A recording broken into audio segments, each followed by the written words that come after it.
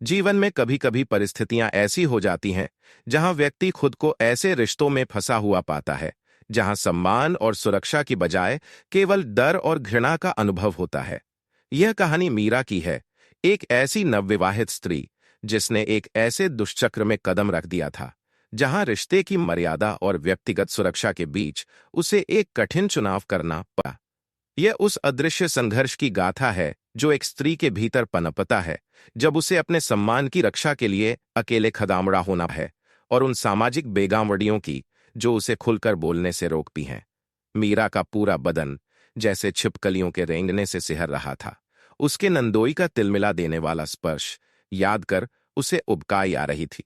उनकी लालची दृष्टि मानो अब तक उसका पीछा कर रही थी, और वासना से सने शब्द अब तक उसके कानों में गूंज रहे थे। उस क्षण उसका मन तो किया था कि एक जोरदार थप्पड़ बढ़ दे, पर रिश्तों की मर्यादा बीच में आ गई, इसलिए उसने बस धमकी देकर छोड़ दिया। बदले में उन्होंने भी उसे धमकी दे डाली थी, शिकायत करके देखो, इतना बदनाम कर दूंगा कि कहीं मुंह दिखाने लायक नहीं रहोगी। एक पल के लिए तो मीरा सहम गई थी। अभी तो शादी को कुल जमा 6 महीने भी नहीं हुए थे, और वदाम वह कैसे इस बुरे जाल में फंस गई थी।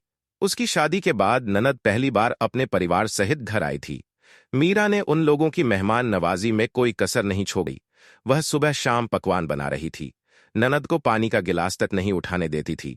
अपनी अलमारी उसने दीदी के लिए खुली छोड़ी थी, जो चाहे निकालें और पहने। बगावड़ी मन्नतों से मिले अपने बच्चे पर वह पूरी ममता लुटा रही थी। उसकी शैतानियों को वह नजरअंदाज कर रही थी, उसकी शरारतों को माफ कर रही थी।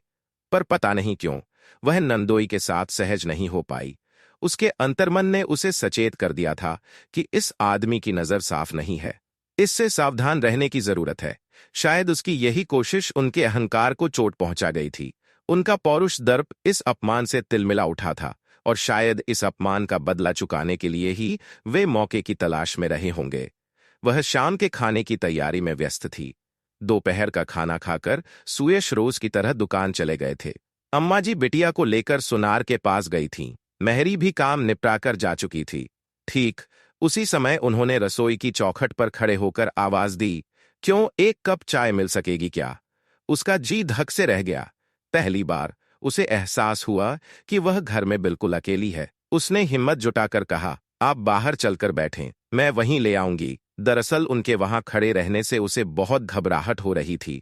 यहाँ पानी तो पी सकता हूं, या उसके लिए भी बाहर जाना पड़ेगा? उसने कोई जवाब नहीं दिया, चुपचाप एक गिलास भरा, ट्रे के एक सिरे पर उसे रखा और दूसरे सिरे मोड़कर उनके सामने कर दिया। मैं क्या अछूत हूं जो इस तरह से पानी दे रही हो? वे गुर्राए।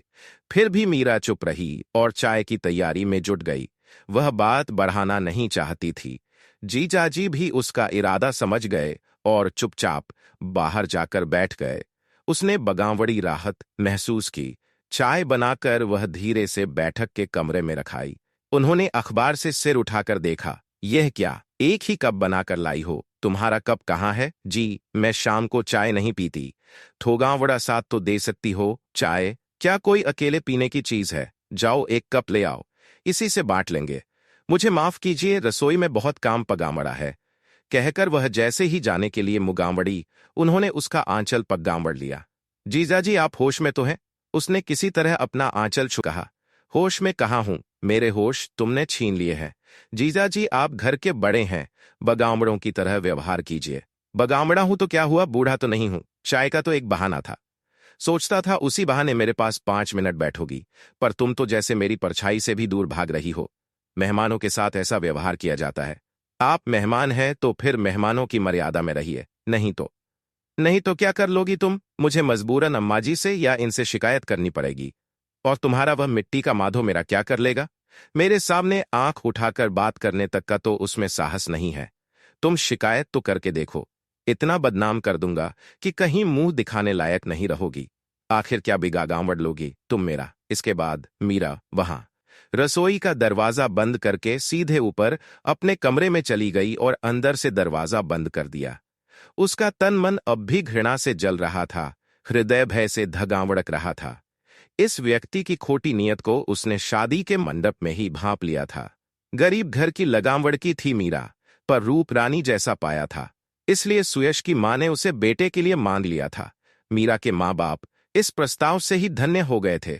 2 बेटियों का ब्याह करके वे एकदम खाली हो गए थे। 2 की चिंता और थी। ऐसे में यह प्रस्ताव तो वरदान ही था जैसे। बिना किसी दान दहेज के ऐसा घर-वर जुटाने का तो वे सपना भी नहीं देख सकते थे। शादी के मंडप में ही जीजाजी को पहली बार देखा था। मजाक के नाम पर बगावड़ी भद्दी फप्तियां कस रहे थे और सब लोग हाँ हाँ करके हंस रहे थे।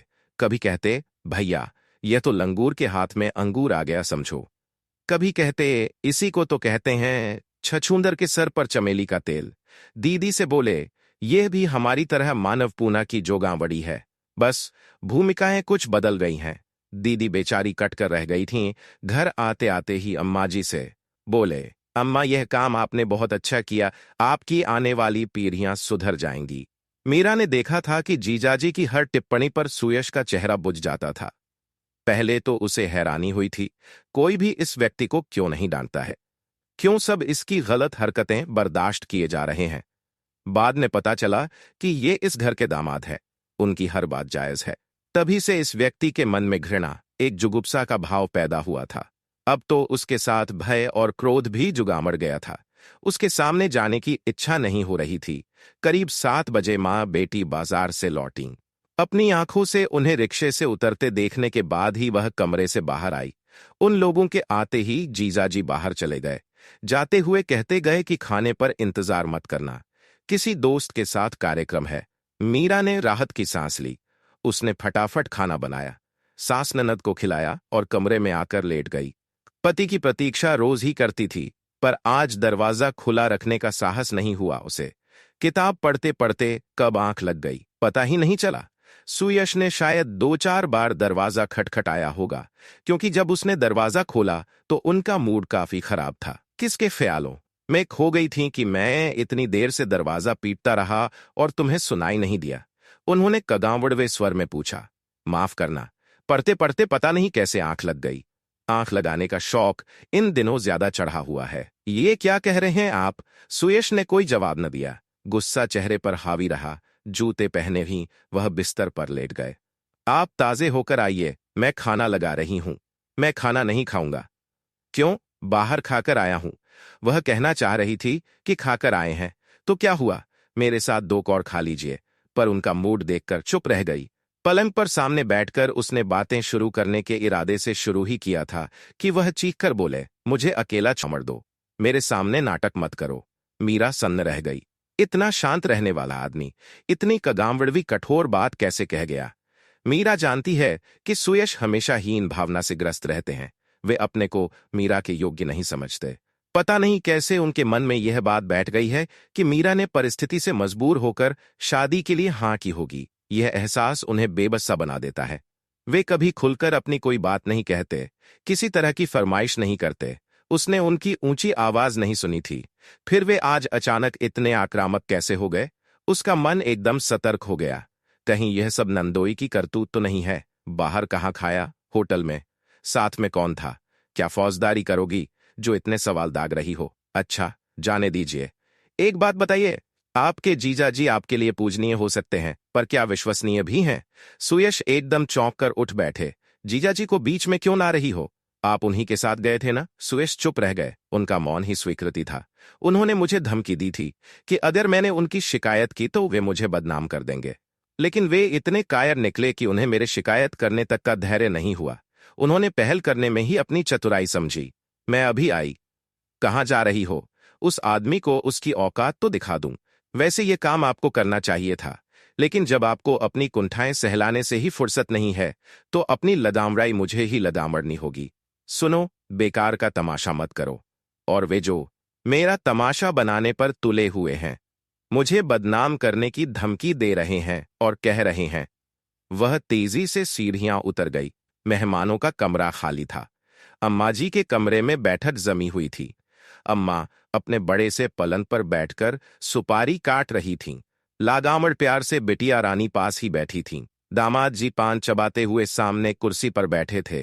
वे अपनी शेखी बघार रहे थे और माँ बेटी तन्मयता से उन्हें सुन रही थीं। अम्मा आपने बदावड़ी गलती की, बस गोरा रंग देखा और वीज गईं।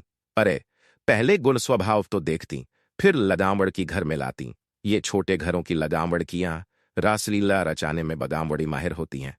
वो तो आपके आशीर्वाद से मैं बच गया, वरना मैं तो ठगी गई बेटा, हीरा समझकर कांच उठा लाई। मुझे क्या पता था। अम्मा बोलते बोलते एकाएक रुक गईं। उन्होंने दरवाजे पर खदावड़ी मीरा को देखा। कुछ देर कमरे में सन्नाटा छा गया। सबकी नजरें अपनी ओर उठती देखकर मीरा धीमी गति से कमरे में चली आई और सास के पलंग पर खदावड़ी हो गई। ये कैसी रासलीला का वर्णन हो रहा है जीजाजी? जरा हम भी तो सुनकर देखें। उसने साफ देखा कि सास और ननद ने घृणा से मुंह फेर लिया और जीजाजी अपनी कुर्सी पर बैठे कुलबुला रहे हैं। आपने बताया नहीं जीजाजी, किस रासलीला का बखान हो रहा था। सब तुम्हारी तरह बेशर्म नहीं होते, समझी? तुम्हें करते लाज नहीं आई। मीरा का यह साहस उस क्षणिक भय पर उसकी विजय का प्रतीक था जिसने उसे जगगांवड़ रखा था।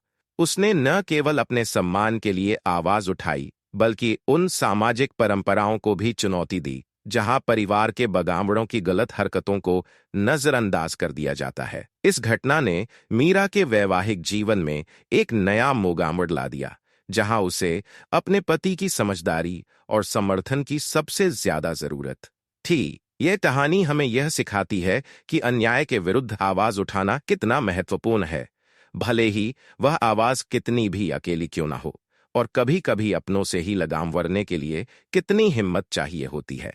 मीरा ने न केवल अपनी सुरक्षा सुनिश्चित की, बल्कि उन सभी स्त्रियों के लिए एक मिसाल कायम की जो ऐसे दमनकारी रिश्तों में फंसी हुई हैं।